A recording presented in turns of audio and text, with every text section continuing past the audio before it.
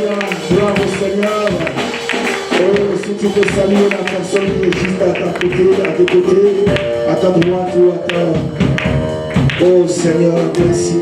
Père, nous voulons encore écouter ta parole. Qui suis-je, oh Dieu, pour me mettre au devant de ton peuple, que je diminue afin que tu croisses. Jamais un homme a parlé comme toi. Quand tu parles, ton peuple reçoit la vie. Seigneur, je te promets de te rendre toute la gloire. Car je ne suis qu'un simple instrument, un canal par lequel tu passes. Pour Seigneur, parler à ton peuple. Seigneur, bénis encore ta parole. Bénis ce moment. Tout ce qui n'est pas pour ta gloire, nous les mettons hors d'état de nuit. Au nom puissant de Jésus-Christ de Nazareth, ainsi que nous avons prié et nous avons dit Amen. Alléluia. Je vais vous demander si réellement vous avez la joie. Ah non, la joie, ça se manifeste. Est-ce que vous acclamez celui qui est prêt et qui souffre de vie ce matin? Alléluia. Oui, vous êtes formidables. Amen. Nous pouvons nous asseoir. Oui, gloire au Seigneur. Nous allons prendre nos Bibles.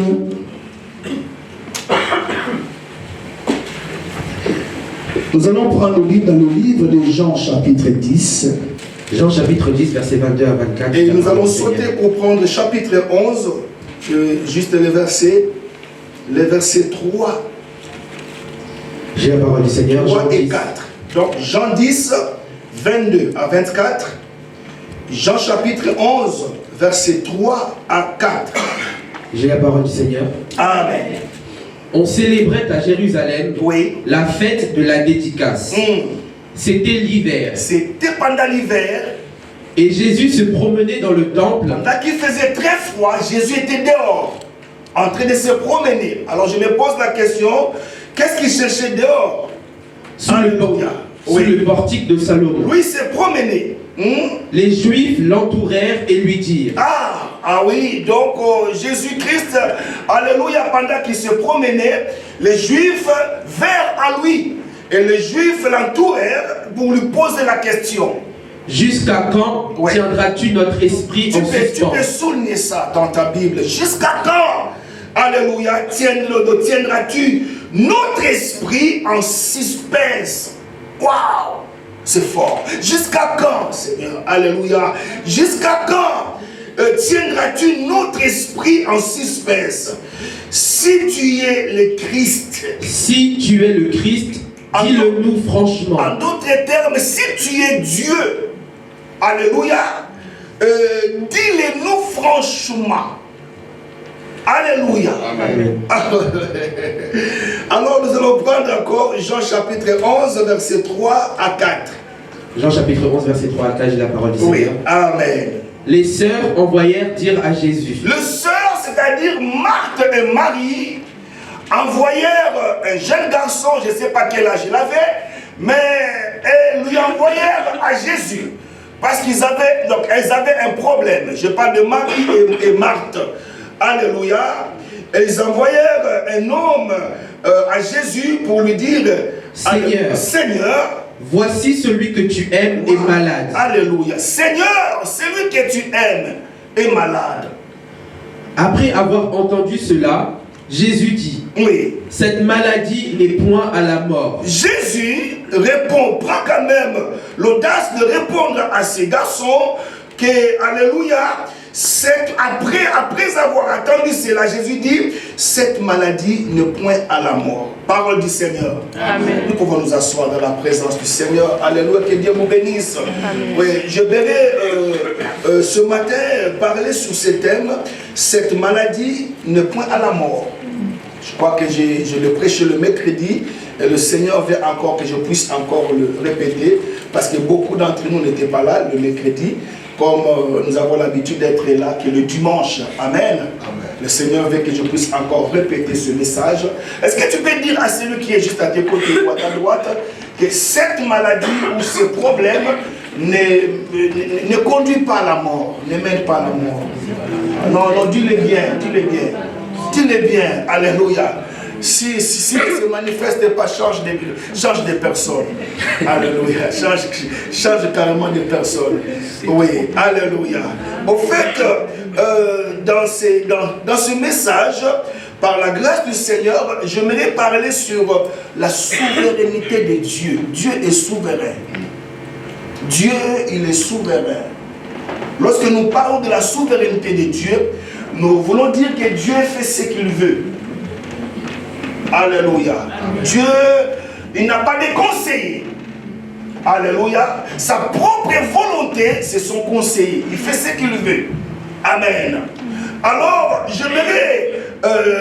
donc, il y a des choses auxquelles Dieu permet dans nos vies. Alléluia. Pour qu'à fin de compte, qu'il puisse en tirer gloire. Est-ce que je parle à quelqu'un ce matin? Amen. Alléluia. Voilà pourquoi j'ai dit que Dieu, lorsque nous décidons de marcher avec lui, nous devons comprendre le principe de Dieu. Nous devons comprendre comment Dieu fonctionne. Alléluia. Et parmi la façon dont Dieu fonctionne, Dieu, il est souverain.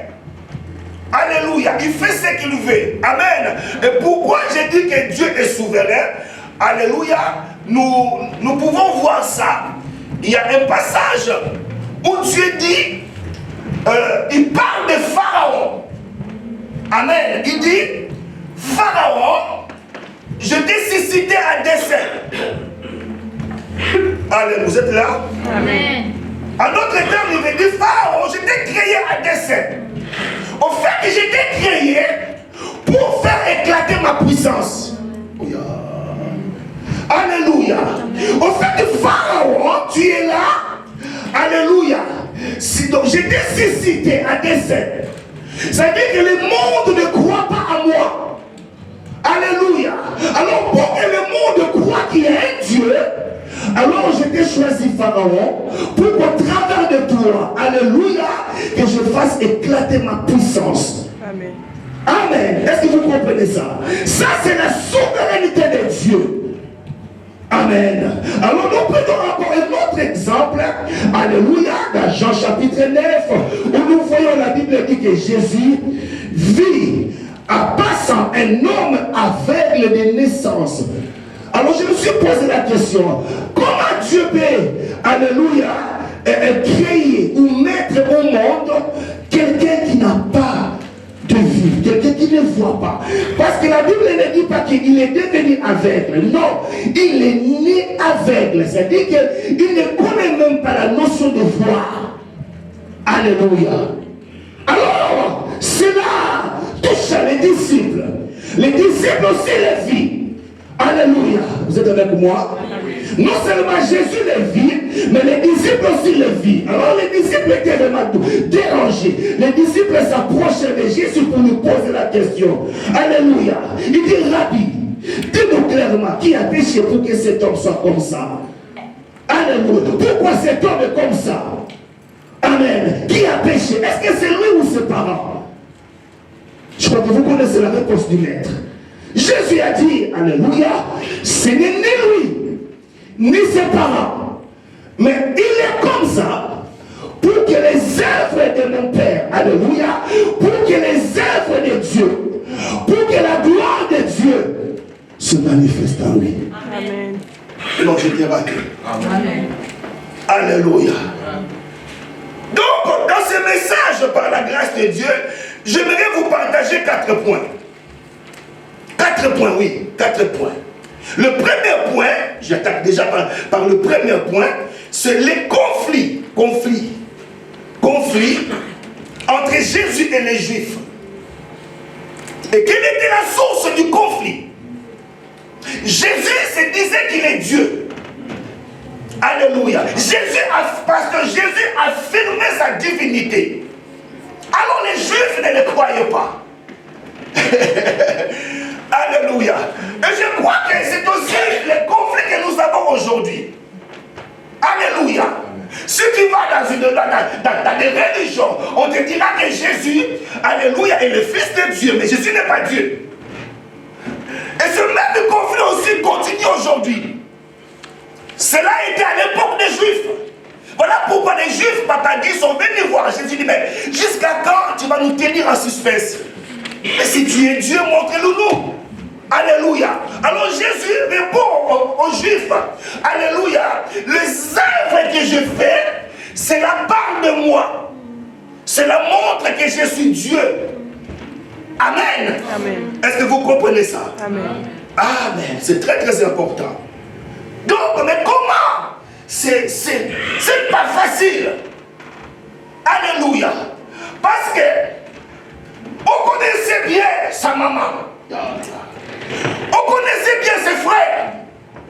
Demi-frères si vous voulez. Parce que Jacques était le frère de Jésus. Alléluia. Mais comment une personne auquel on connaît son père adoptif, on connaît sa maman, on connaît ses frères, alors la personne s'est dit qu'il est Dieu. Alors pour les Juifs, c'est un blasphème. Alléluia. Voilà pourquoi même les Juifs sont venus dire à Jésus, non, nous ne voulons pas, nous ne te lapidons pas parce que tu fais des bonnes œuvres. Mais nous te lapidons parce que tu te dis que tu es Dieu. Alléluia. Et le même conflit aussi était aussi arrivé à ses disciples pasteurs. Même les disciples aussi avaient ce sérieux problème. Parce qu'un jour, Philippe s'est approché de Jésus. Alléluia. Qui connaît le passage? Alors Jésus, Philippe s'approche de Jésus. Je suis dans Jean 14. Il dit à Jésus, alléluia. Non, on va lire ça rapidement. Je parle de Philippe. Donc je disais que même les disciples aussi avaient le même problème sur la divinité de Jésus. Mais ce matin, j'aimerais vous confirmer et vous garantir que Jésus est Dieu. Amen. Non, tu n'as pas bien répondu. Amen. Alléluia.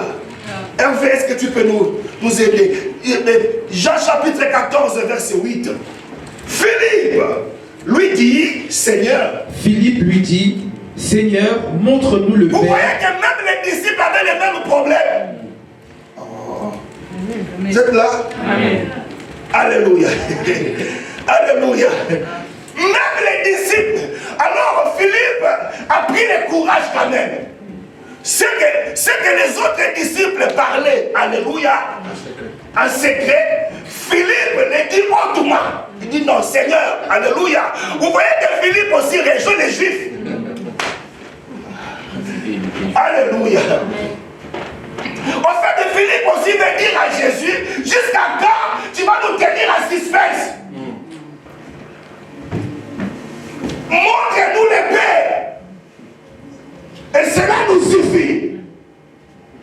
En d'autres termes, il veut lui dire, si tu es Dieu, mais montre-nous clairement. Alléluia. Alors écoutez la réponse du maître. Jésus lui dit, il y a si longtemps que je suis avec vous. Philippe, il y a si longtemps que je suis avec vous. Seigneur, il y a si longtemps. Tu peux marcher avec Dieu sans pour autant connaître ce Dieu-là. La vie chrétienne commence lorsque ce Dieu-là se révèle à toi. Alléluia. Il dit, mais Philippe, il y a si longtemps que je marche avec vous. Alléluia.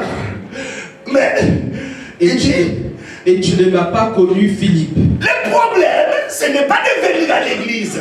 Mais le problème, c'est de connaître les dieux que tu es venu chercher. Amen. Alléluia. Est-ce que vous connaissez? Amen. Est-ce que vous comprenez l'église? Alléluia. Qu'est-ce qu'il dit continuer? Celui qui m'a vu a vu le Père. Oh, mais c'est grave. C'est grave. Alléluia. Amen. Il dit Philippe, l'homme qui te parle là, c'est lui Dieu. C'est lui qui m'a vu. A vu le Père. A vu le Père. En d'autres termes, le Père est à moi. Moi, je suis dans le Père.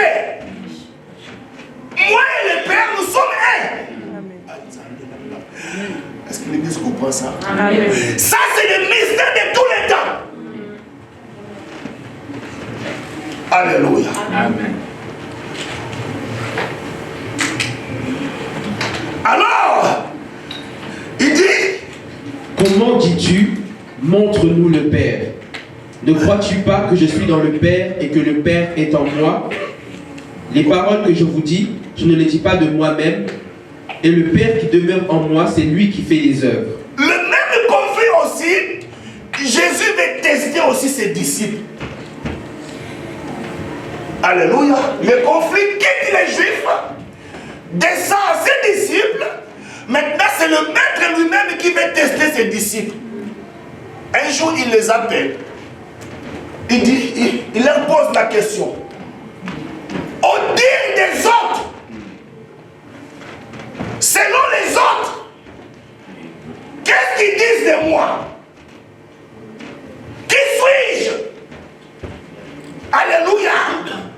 Au dire des autres, la question, il la pose à ses disciples qui est à ses côtés.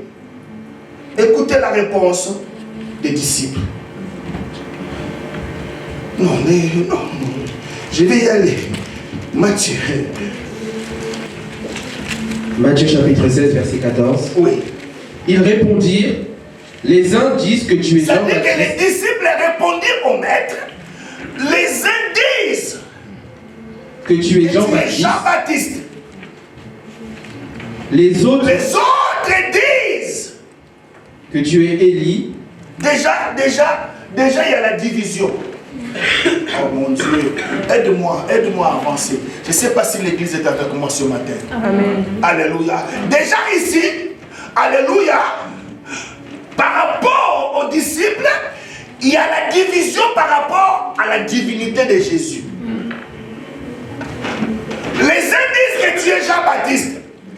Les autres disent que tu es Élie. Alléluia. Les autres encore disent que tu es Jérémie. Ou l'un des prophètes. Jésus, il dit ça c'est les autres. Ça c'est normal. Qu'ils ne me connaissent pas. Parce qu'ils ne sont pas avec moi. Mais vous, mon Dieu, qui dites-vous que je suis? Oh mon Dieu. Alléluia. Et vous, leur dit Jésus, qui dites-vous que je suis? Silence radio. Là, c'est l'église de Jésus. Alléluia. C'est comme si Jésus apparaissait ce matin et il pose la question à l'assemblée. Qui dites-vous que je suis? Silence radio. Personne ne pouvait répondre. Et du coup, le ciel révèle la pierre. Alléluia.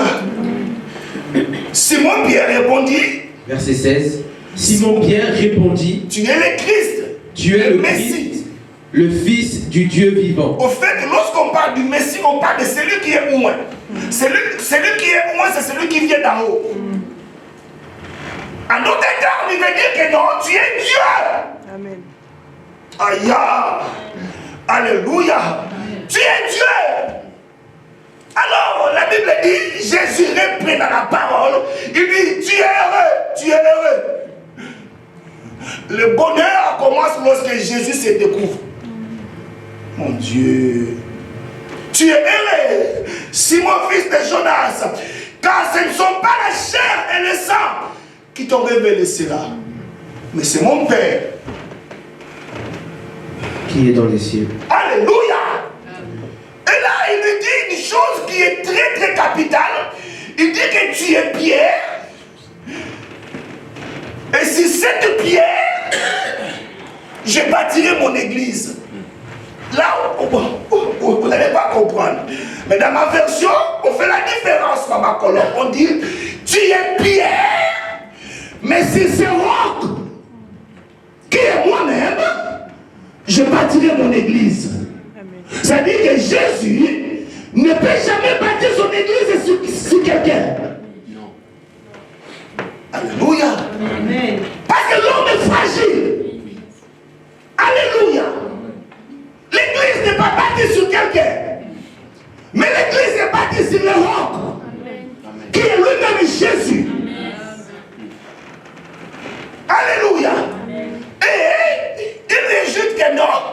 je te donnerai les clés du royaume.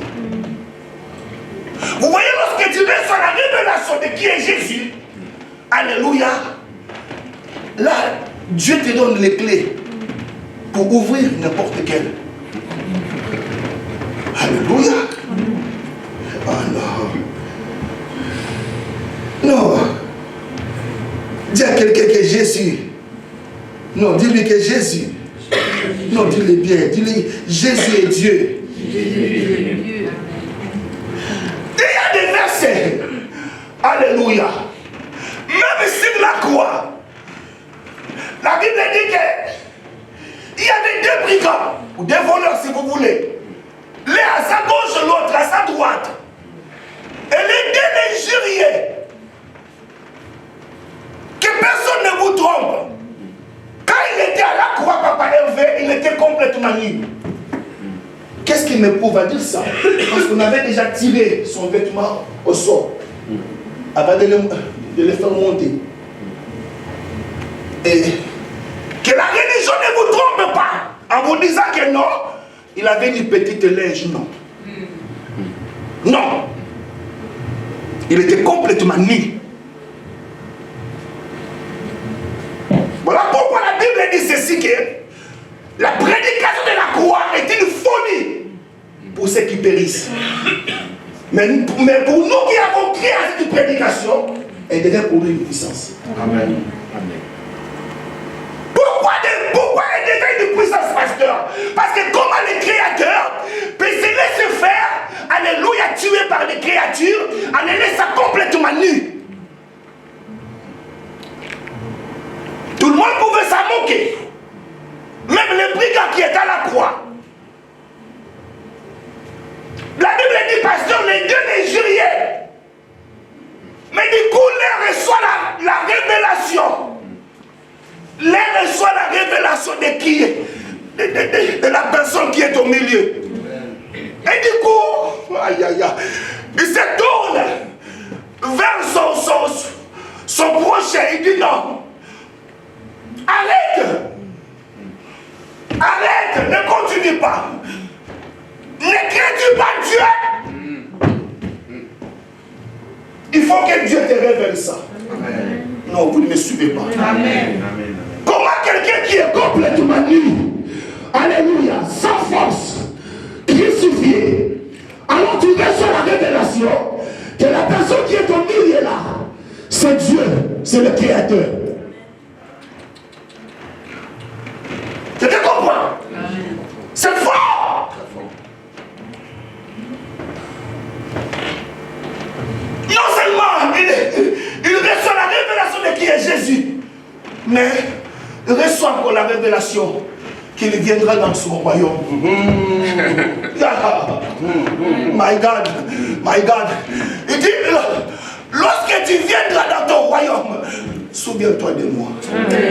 Amen. Non seulement tu es Dieu, mais je sais que Dieu t'a confié aussi le royaume. Amen. Et celui qui a le royaume, on l'appelle le roi des rois. Amen.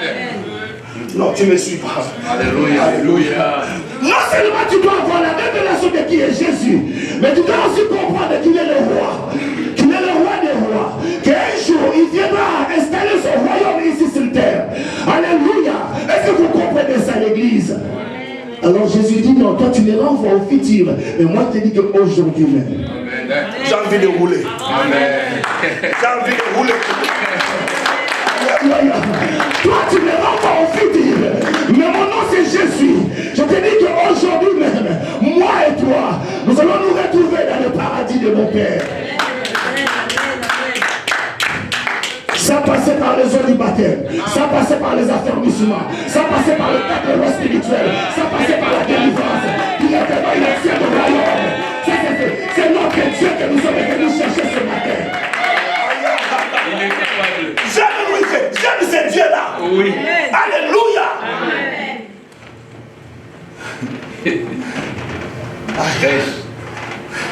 Prêche.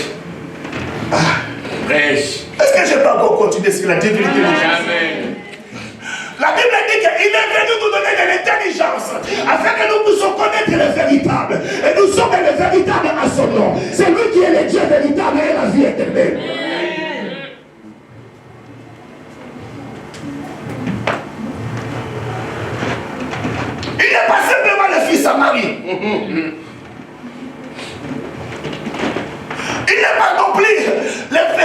le fils, alléluia, adoptif de Joseph. Il est Dieu. Dis à quelqu'un, il est Dieu.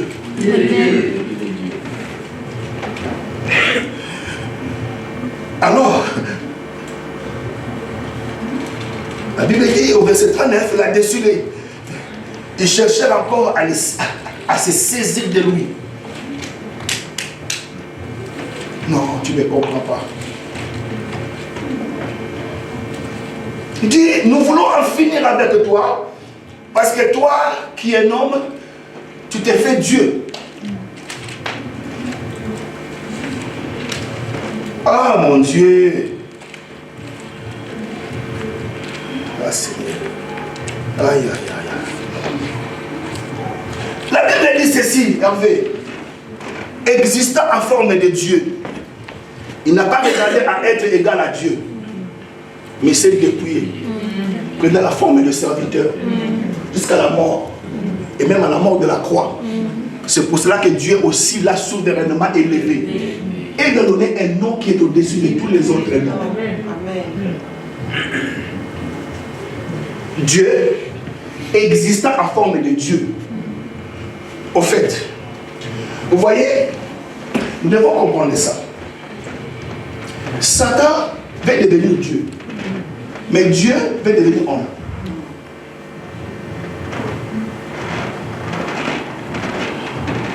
Comprenez ça. Voilà les conflits, voilà la source du conflit.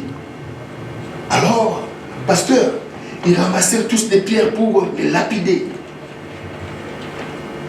Au verset 39, la Bible dit, ils cherchaient tous à se saisir de lui.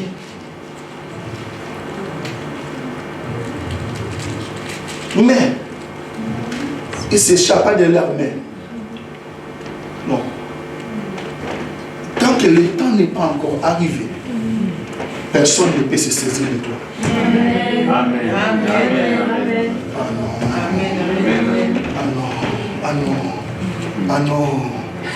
Tu ne comprends pas. Vous savez, dans ces textes, pasteur, j'aimerais y assister, voir là où Jésus-Christ est en train de fuir. Est-ce que vous savez que Jésus a fui? Amen. Le Dieu créateur qui prend la fuite.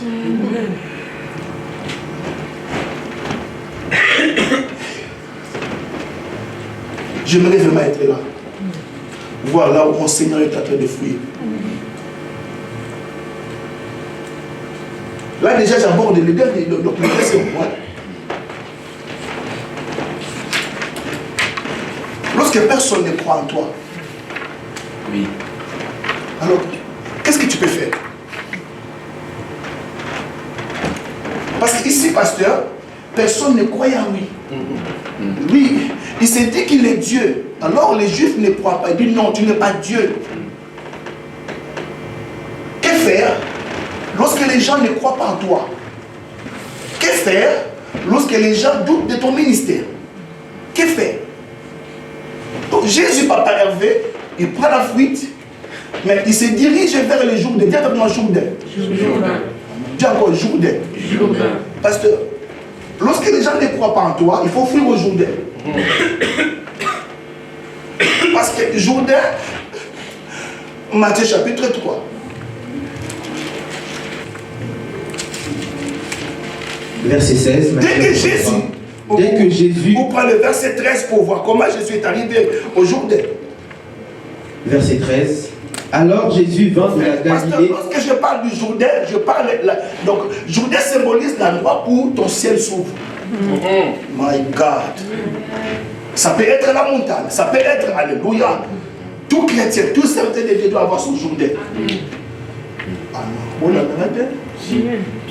Alléluia.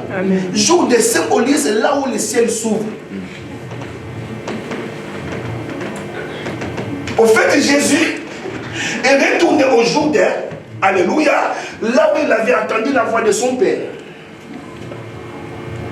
Là où la voix avait déclaré que celui-ci est mon fils bien-aimé, à qui j'ai mis toute mon affection. Écoutez-le. Lorsque les gens ne te comprennent pas, il faut fuir au Jourdain. Il n'y a que là que le ciel peut s'ouvrir. My God. Alléluia.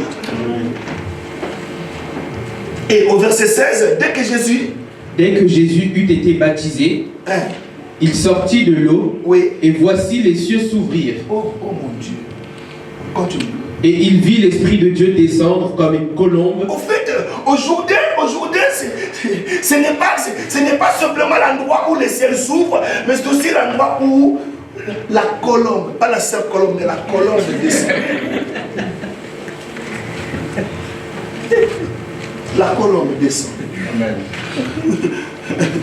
Là où l'onction descend. Jourdain, dis avec moi Jourdain. Dis encore Jourdain. Alléluia. Là où c'est comme ma foot est tangaka. Alléluia. Chacun de nous doit avoir son Jourdain. Là où les ciels s'ouvrent, là aussi l'esprit descend. Amen. Amen. Et la Bible dit que l'esprit est descendu sous forme de colombe. Alléluia. Et donc, elle est venue se poser sur son épaule. Quelqu'un comprend? Alléluia. Et là, lis-nous dans Jean 10, verset 40. Jean 10, verset 40. Jésus s'en alla de nouveau au-delà du Jourdain, dans le lieu où Jean avait d'abord baptisé. Est-ce que l'église est avec moi? Amen. Oui. Et il y demeura. Ah, et il y demeura. En fait, tu dois demeurer, pasteur. Le problème, c'est de demeurer. Demeurer au Jourdain. Aujourd'hui, l'église ne demeure pas au Jourdain. Voilà pourquoi le ciel ne peut pas s'ouvrir. Et Dieu ne peut pas témoigner. Peu importe les témoignages des hommes, il faut chercher les témoignages de Dieu. Amen. Ah non, tu ne m'as pas compris. Tu ne m'as pas compris. Alléluia. Alléluia. Amen. Et la Bible dit, verset 41, beaucoup de gens vinrent à lui et ils disaient. Non. Est-ce que je peux avancer? Amen. De l'autre côté, on cherchait à les lapider. Mais quand il vint à Jourdain et il demeura, beaucoup de gens vinrent. C'est que les Jourdains attirent. Amen. Vous ne me suivez pas. De l'autre côté, ils avaient des pierres, des cailloux pour les lapider. Il a fui. Mais quand il a fui, pasteur, donc il fouillait au Jourdain. Et quand il demeura, la Bible dit beaucoup de gens vinrent à lui. Et il disait, Jean n'a fait aucun miracle, mais tout ce que Jean a dit de cet homme était vrai. Et dans ce lieu-là, plusieurs crurent en lui. Alléluia. Jean n'a fait aucun miracle. Mais nous venons attester que tout ce que Jean a dit de cet homme était vrai. En d'autres termes, il est Dieu. Amen. Il est Dieu. Amen. Laisse que les gens témoignent de toi. Il est Dieu. Mais cela n'a pas suffi à Jésus. Là déjà j'entre dans mon troisième point. Malgré que les gens viennent en lui au Jourdain, ils disent de lui que tout ce que Jean a parlé de lui était vrai. Mais Jésus ne se fit pas en eux. Mais Jésus veut démontrer sa divinité. Et là, il utilise la maladie de Lazare comme prétexte. Est-ce que vous me suivez? Amen. Est-ce que vous me suivez? Amen. Au fait, je suis dans une famille où il y a 2 sœurs avec un frère. On ne parle pas de leurs parents. Mais ils étaient soudés. Ils vivaient tranquillement. Alléluia. Et cette famille-là, Jésus les aimait beaucoup. Comme je l'ai dit le mercredi, Jésus ne mangeait pas n'importe où. Oui.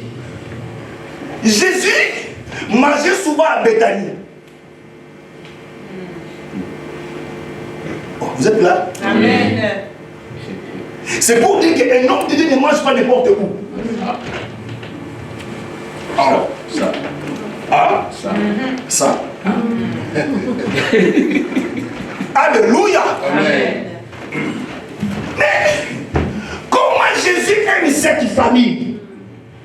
Alors, Jésus utilise cette famille comme bouc émissaire pour faire éclater sa gloire. D'un côté, on ne croit pas dans sa divinité. Malgré sa présence au jour d'hier, les gens témoignaient que tout ce que Jean a dit était vrai. Mais Jésus dit non. N'a pas moi.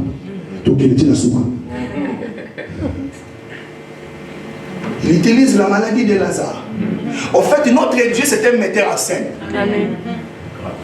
C'est lui qui orchestre tout. En fait, c'est Dieu qui est derrière ça. Oh non. Est-ce que vous savez que Joseph, il avait 17 ans? Alors, pour se retrouver en Égypte, il n'avait pas les moyens de transport. Dieu a utilisé sa propre famille comme moyen de transport. De ce que Dieu, c'était un metteur en scène. Non, vous ne me suivez pas. Amen. Je dis que Dieu est un metteur en scène. Amen. Alléluia. Amen. Dès le départ, il envoie Moïse pour affronter Pharaon. Alléluia. Quand Moïse prie, Moïse pleure. Alléluia. Et Dieu lui dit que non, Moïse, ça y est.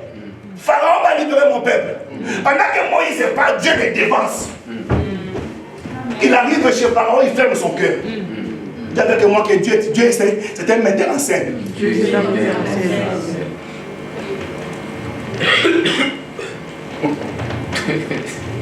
En fait, Dieu écrit l'histoire ici. Voilà pourquoi, quand ces garçons vinrent à Jésus, ils commencent par dire à Jésus, celui que tu aimes, Lazare, est malade. Normalement, en tant qu'un homme responsable ou un homme qui se respecte, avec une famille qu'il aime, il doit quand même le rassurer. Au Bagaté, au Lekana, Nagoyakaka. Non, papa, ne dis pas ça. Ne dis pas ça. Maman, Elodie, tu sais ce que Jésus a dit? Jésus dit à ces garçons, cette maladie n'est pas à la mort, mais elle est pour la gloire de Dieu, afin que le Fils de Dieu se glorifie. Ah. Mais le garçon, quelle réponse il va dire à la famille? Hein? Au fait, Jésus met ces garçons en difficulté. Au fait, pour que ces garçons arrivent là où était Jésus, si c'était à notre temps, il avait utilisé les moyens de transport. Ça peut être l'avion, ça peut être le train, ça peut être en voiture. Mais lorsque ces garçons reviennent vers la famille, et la famille lui pose la question, est-ce que réellement tu vis Jésus? Il y a solo na monaki. Bon alobini. Alobi kasini. Non mais il dit cette maladie n'est point à la mort. Vous savez, lorsque tu places les mots, vous qui connaissez mieux le français, Jésus n'a pas dit cette maladie n'est pas. Non. Il dit n'est point. Il y a une différence entre pas et point. Ah. Alors, pour comprendre que Jésus est derrière la scène, quand les garçons rentrent, la Bible dit que Jésus resta encore là pendant 2 jours. C'est-à-dire que Jésus aggrave encore la situation. Vous me suivez? Amen. Vous me suivez? Amen.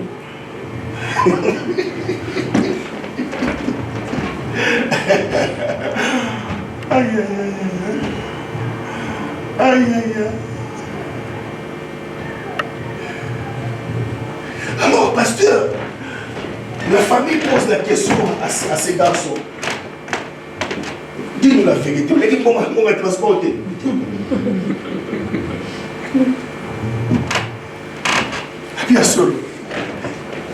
Je l'ai vu en personne. Qu'est-ce qu'il t'a dit? Est-ce qu'il va venir ou pas? Non, il m'a juste dit que cette maladie n'est pas à la mort. Ah.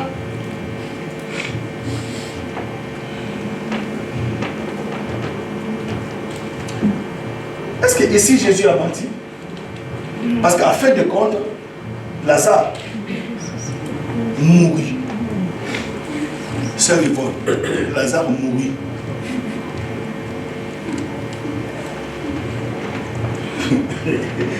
Ah. Est-ce que l'église est avec moi ce matin? Amen. Lisons ça, vous allez comprendre ça. Jean 11, verset 8. Les disciples lui dirent, Rabbi, Oui. les Juifs tout récemment cherchaient à te lapider et tu retournes en Judée. C'est-à-dire que Jésus veut retourner encore à Judée, là où on voulait le lapider. C'est-à-dire que pour prouver sa divinité, vous avez douté de moi. Je suis revenu du Jourdain. Non. C'est-à-dire que j'ai la chose qui va démontrer que je suis Dieu. Amen. Amen. Jésus répondit, n'y a-t-il pas 12 heures au jour? Si quelqu'un marche pendant le jour, il ne bronche point parce qu'il voit la lumière de ce monde. Mais si quelqu'un marche pendant la nuit, il bronche parce que la lumière n'est pas en lui. Après ces paroles, il leur dit, Lazare, notre ami. Lazare, notre ami, dort. Oui. Mais je vais le réveiller.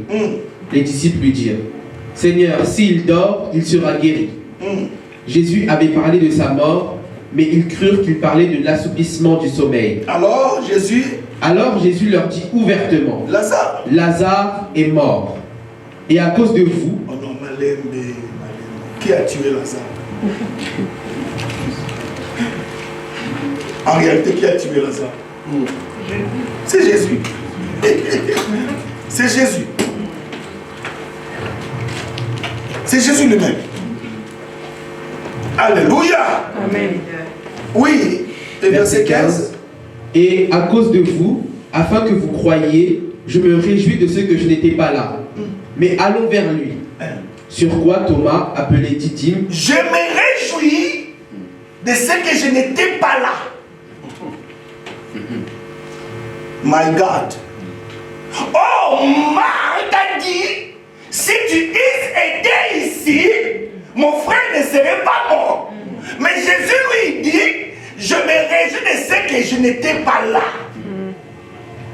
Ce que Jésus savait, ce qu'il faisait. La maladie de Lazare n'était qu'un prétexte pour prouver sa divinité aux Juifs. Amen. Alors maintenant, l'arrivée de Jésus rassure ces jeunes hommes qu'on avait envoyés. Parce qu'on l'avait qualifié de tout nom. Mouyibi, Lukuta, Akomakinete. Alors, là où il était dans son coin, il entend parler que Jésus arrive.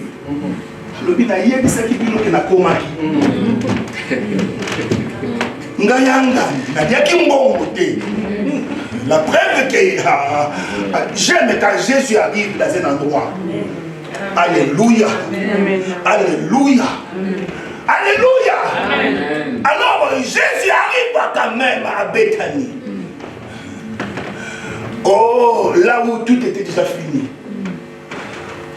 Alors, on va dire à Marthe que non, Jésus est arrivé. Marthe courit. Vous connaissez le récit. Il dit que non, je sais que mon frère ressuscitera. Au dernier jour, il dit, Marthe, le dernier jour, je suis la résurrection de la vie. Amen. Crois-tu à cela? Hein? Ne t'ai-je pas dit que si tu crois, tu verras ma gloire? Amen. Alors, Marthe, elle rentre quand même voir sa sœur. Alléluia. Il dit non. Je peux le faire dans ma colonne. Quel est? Pour moi, il sera que non. Parce qu'il sait pas que vous mourrez. Non, est-ce que vous me suivez? Amen. 2 sœurs, 2 disciples, 2 visions. Alléluia. Mais Aline, mais lorsque Marie vint, Jésus lui dit, où l'avez-vous mis? Tout dépend de notre approche vers Dieu. Où l'avez-vous mis? Alors, Marie dit non, Seigneur, s'il te plaît, Seigneur, il sent déjà. Il sent déjà. Il est décomposé. Il n'y a rien à faire. Malgré ta présence, il n'y a rien à faire. Non, Jésus dit non, je ne te dis pas c'est ça ou quoi. Montre-moi où vous l'avez mis. Montre-moi.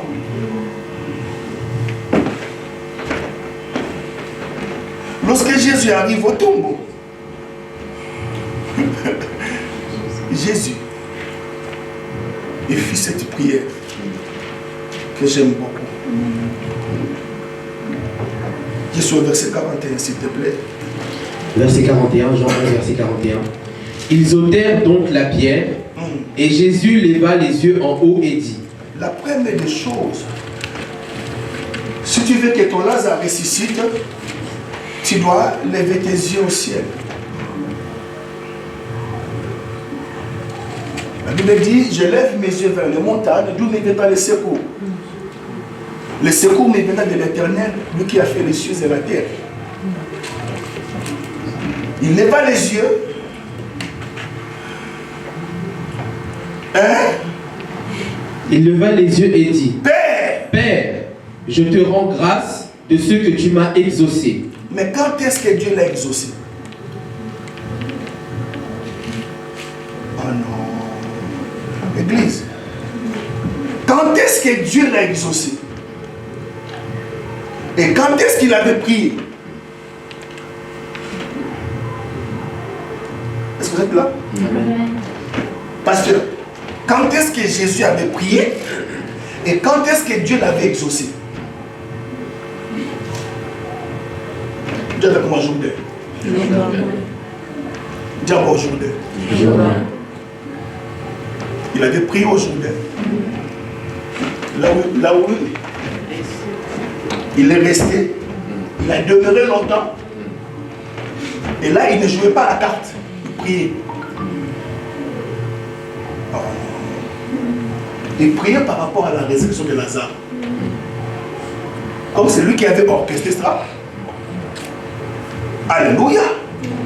Et il était convaincu que Dieu l'avait exaucé. Au fait, lorsqu'il est venu chez la famille, il avait l'assurance. Voilà pourquoi il dit, Père, je te rends grâce de ce que tu m'as déjà exaucé. Mais je ne prie pas pour moi, mais je prie pour eux. Alléluia.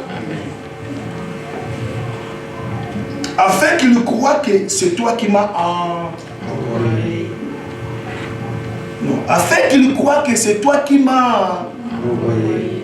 Et en cela, la Bible dit qu'il criait d'une voix forte. Lazare, sort. Et le mort sortit, les pieds et les mains liés de bandes. Là encore, ma lembe. Regardez-moi, parce que je suis presque à la fin de mon message.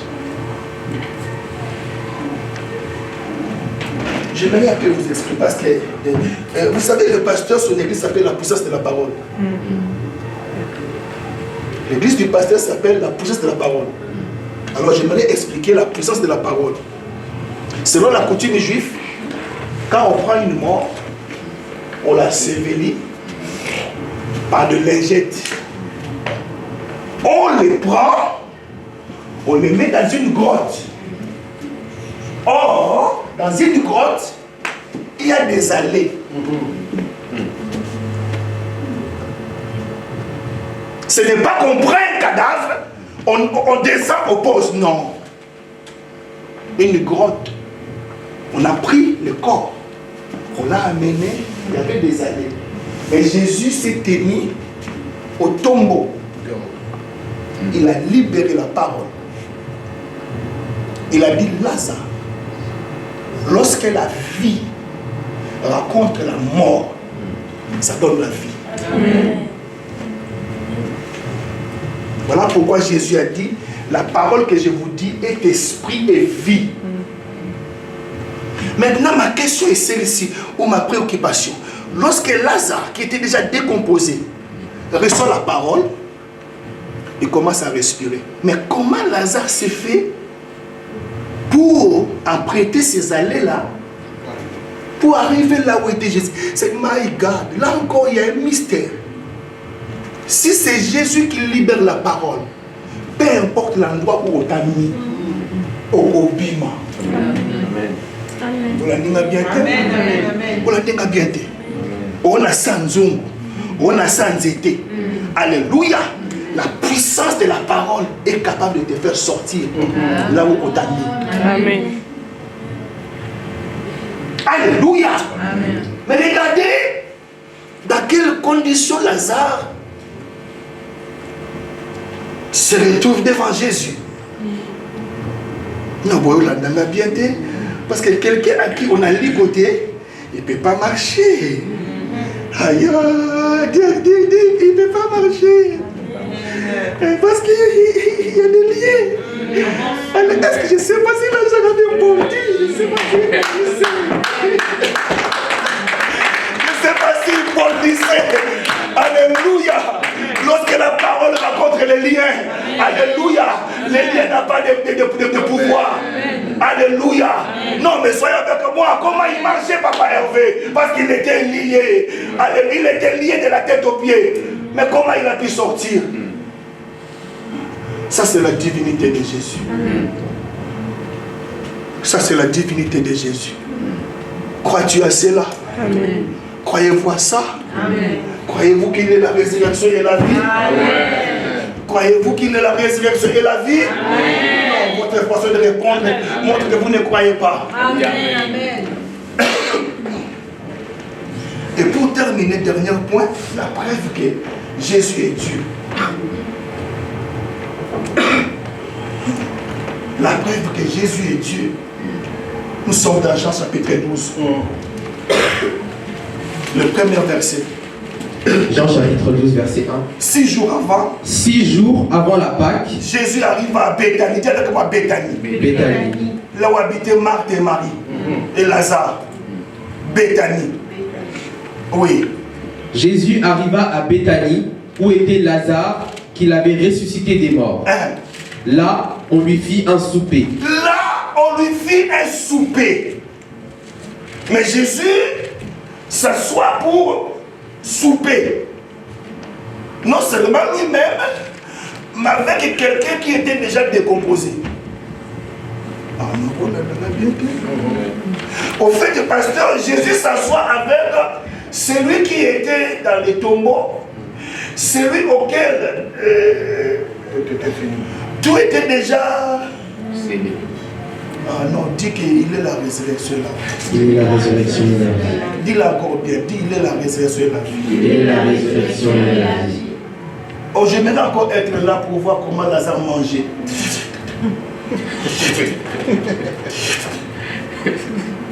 Il est Dieu. Amen. Est-ce qu'un cadavre peut vivre? Non. Est-ce qu'un cadavre peut manger? Moi je dis oui. Il a dit en vérité,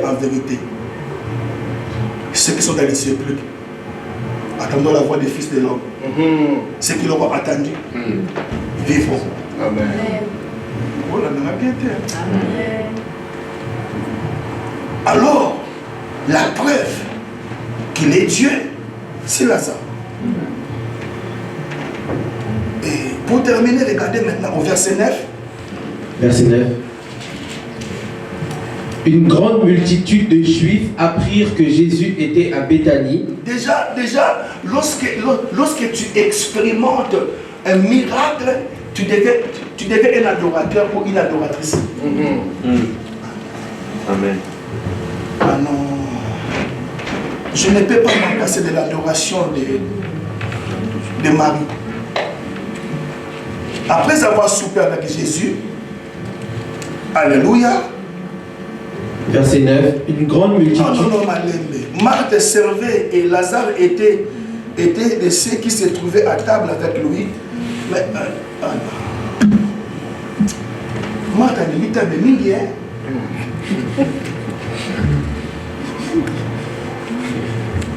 Est-ce que je peux terminer mon enseignement? Amen. Est-ce que je peux terminer mon enseignement? Amen. Pendant que Marthe était à table en train de servir Jésus et Lazare, Marie, elle a préféré l'adoration. L'adoration. Il dit non. Tout ce que cet homme a fait de mon frère, je n'ai rien à lui donner. Je peux lui donner la soupe. Cela ne lui suffit pas. Aïe, aïe, aïe, aïe. Elle va prendre un parfum d'un grand prix. Elle la brise, la bouteille. Le parfum se répand. Alléluia. Amen. Là, Jésus, qui était à table, en train de souper avec Marthe et Lazare, sans odeur. Non seulement il sent l'odeur, mais Marie prend encore sa chevelure, trempe dans le parfum. Pendant que sa soeur est à table avec Jésus, mais elle suit le pied de Jésus. On appelle ça l'adoration. On appelle ça l'adoration. On appelle ça l'adoration. Et Jésus libère une parole. Il dit partout où l'évangile sera prêché. J'ai envie de rouler ici. Partout où l'évangile sera prêché. Allez, partout où l'évangile sera prêché, on parlera de cette femme. Amen. La preuve est que ce matin, je parle d'elle. C'est que Dieu cherche les vrais adorateurs. Alléluia. Alors maintenant, chutons au verset 9. Une grande multitude de Juifs. Une grande multitude de Juifs qui doutaient de lui. Ah non, on a comme une grande multitude de Juifs qui cherchaient à les lapider. Maintenant, ils sont convaincus. Ils sont venus maintenant. Et cette fois-ci, sans les pierres. Écoutez, pasteur, si on avait dit quand vous continuez,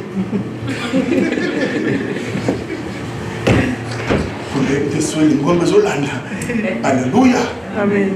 La même foule qui cherchait à les lapider, maintenant vint vers lui, et cette fois-ci sans cailloux. Alléluia. Apprirent que Jésus était à Béthanie, oui, continue. Et ils y vinrent, non seulement à cause de lui, mais aussi pour voir Lazare. Non, il ne vient pas à cause de Jésus qui est à Béthanie. Il cherche la preuve. Et la preuve, c'est quoi? Qu'il avait ressuscité les morts. La preuve, c'est quoi? La résurrection.